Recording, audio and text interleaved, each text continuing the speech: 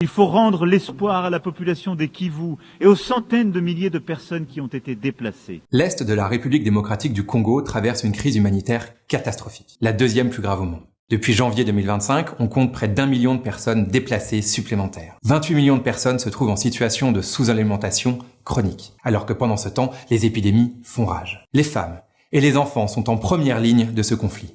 Une femme est violée toutes les 4 minutes. Un enfant toutes les 30 minutes. Ce conflit a assez duré. Comme nous, plusieurs partenaires contribuent sans relâche au retour de la paix dans la région. Le ministre de l'Europe et des Affaires étrangères, Jean-Noël Barrot, l'a dit.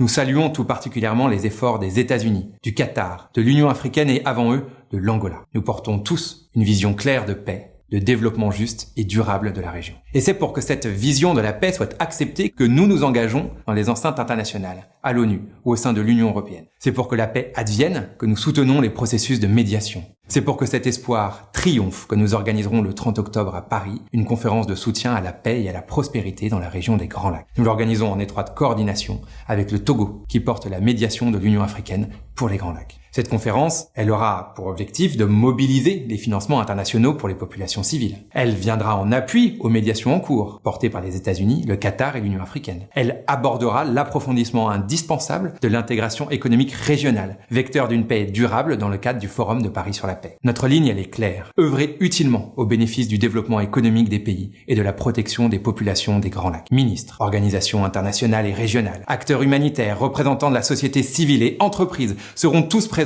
à Paris. Chacun a un rôle à jouer pour que cette région retrouve la paix et la... ni amasaha abarirwa ku ntoki noneho inama ikomeye cyane igateranira mu Bufaransa. Ni inama izaba igaruka ku mutekano muke ndetse no gukemura ibibazo byo mu karere k'ibiyaga bigari.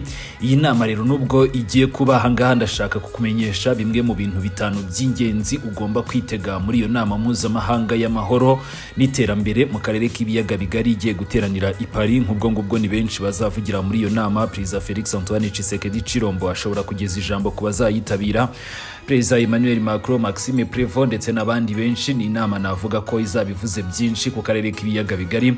Rebo hasi handitse subscribe reka nanjye mugezeho izi ngingo eshanu cyangwa se ibintu bitanu by'ingenzi twakitega muri iyo nama. No musibejo tariki ya 30 Ukwakira mu Bufaransa nibwo uzakira inama mpuzamahanga y'amahoro n'iterambere mu karere k'ibiyaga bigari. Ikazaba inama igamije kongera gufungura umwanya w'ibiganiro, gukusanya inkunga y'ubutabazi, guteza imbere ishoramari rihuriweho n'akarere ndetse no kongera imbaraga za diplomasi. Ni mu gace kamaze igihe karangwamo intambara z'urudaca cyangwa se agace kuri ubu ngubu kakomeje kuba ihuriro ry'intambara zidashira.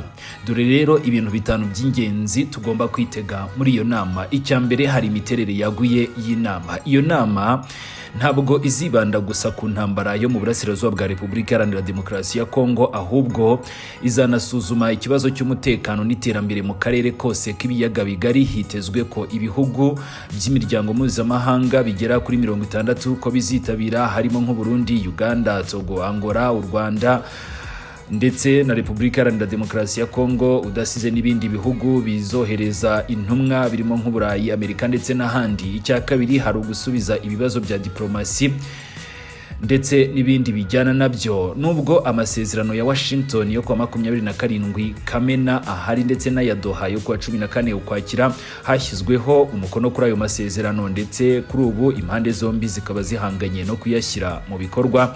Imirwano mu burasirazuba bwa Repubulika Iharanira Demokarasi ya Kongo iracyakomeje. Ubufaransa rero burashaka kongera guha imbaraga ibiganiro bya politiki n'ubutabazi muri ako karere aho ibikorwa mpuzamahanga bisa naho byahagaze. Icya gatatu ni ingingo eshatu zigize imiterere y'inama. Hari igice cy'ubutabazi kizibanda ku gukusanya inkunga. Ni mu gihe inkunga mpuzamahanga ikomeje kugenda igabanuka. Hari igice cy'ubukungu kizabera muri Minisiteri y'Imari n'Igenamigambi yo mu gihugu cy'Ubufaransa. Hakaza igice cya diplomasi kirimo rero gufata urufunguzo mu bijyanye n'imibanire mu bihugu byo mu karere, aho biteganyijwe ko u Rwanda na Repubulika Iharanira Demokarasi ya Kongo bashobora kuzaganira n'umuhuza ari we Ubufaransa, u Rwanda n'u Burundi. Icyo ni igice ngo kizabera muri Minisiteri y'Ububanyi n'Amahanga y'Ubufaransa.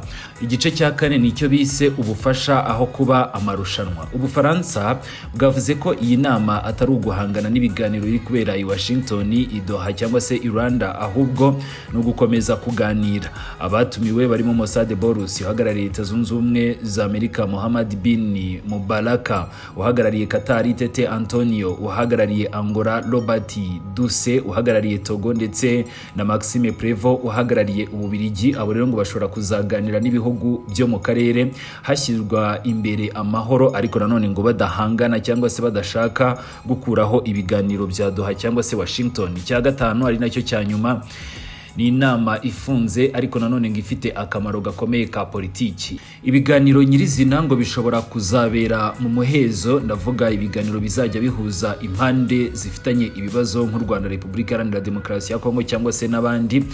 Byitezwe ko Perezida Felix Antoine Tshisekedi Tshilombo ashobora kuba yakitabira, ni mu gihe atakitabira ngo yakohereza intumwa yo ku rwego rwo hejuru, ariko kandi ngo bikajyana nuko Perezida Emmanuel Macron yamusabye kenshi ko yazitabira ibi biganiro. Ari nayo mpamvu rero benshi bakomeje guhuriza ku kuba Perezida Felix Antoine Tshisekedi Tshilombo nta gihindutse azagaragara muri ibi biganiro. Muri rusange rero n'izi ngingo eshanu dusa nkaho dusobanuye. Iya mbere ni ibizajyana n'imiterere y'inama, aho nk'ubwo bazibanda ku burasirazuba bwa Repubulika Iharanira Demokarasi ya Kongo n'ibibazo by'intambara z'urudaca bihari. Hari ugusubiza ibibazo bya diplomasi bijyanye n'ibihugu bigiye bifitanye ibibazo, ibyo nibyo twabigarutseho. Hari ingingo eshatu zizaba zigize imiterere y'inama, harimo igice cy'ubutabazi, igice cy'ubukungu n'igice cya diplomasi. Hakaza ubufasha ndetse no kubaha ibiganiro bikomeje, aho kugira ngo bumve ko bari mu marushanwa, aho bazakomeza gushyigikira ibiganiro bya Doha, Washington cyangwa se Rwanda, ndetse hakazabaho n'inama ifunze cyangwa se inama izabera mu muhezo, ni mu rwego rwo kugira ngo bakomeze gushyigikira ibiganiro bya diplomasi cyangwa se ibiganiro bikomeye muri politiki, aho rero nk'ubwo intumwa zizajya zihurira mu muhezo bakaganira. Ariko nanone tuzakomeza gukurikirana kugira ngo tumenye ibizabera muri uwo muhezo cyangwa se n'amakuru make cyane yose ashobora kuba yabiturukamo. Hanyuma rero ngana ku musozo, ni mu minsi yashize nyakubahwa Perezida Paul Kagame na mugenzi we Tshisekedi Tshilombo bahuriye i Buruseli. Ubwo bahuraga rero buri gihugu cyemerewe akayabo k'amafaranga menshi cyane mu mayero. Ayo mafaranga akazafasha mu bikorwa bitandukanye mu gihugu cy'u Rwanda. Amafaranga azashorwa ahanini mu bijyanye n'inganda zikora imiti.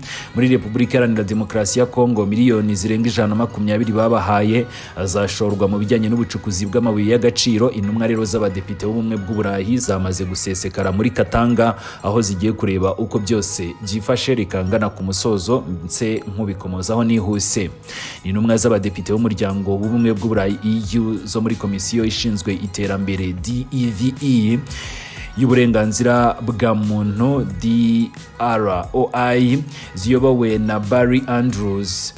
Aba rero bakaba bamaze kugera muri Repubulika Iharanira Demokarasi ya Kongo. Perezida wa komisiyo ya DEVE cyangwa se DEVE ziri mu rugendo rw'akazi mu ntara ya Okatanga muri Repubulika Iharanira Demokarasi ya Kongo. Uru rugendo nta kindi rugamije kumenya aho ibikorwa by'iterambere byatewe inkunga na EU bigeze, cyane cyane mu mushinga wa Global Gateway ndetse n'indi mishinga itandukanye igamije iterambere muri iki gihugu gikomeje guhura n'ibibazo by'umutekano n'ubukungu.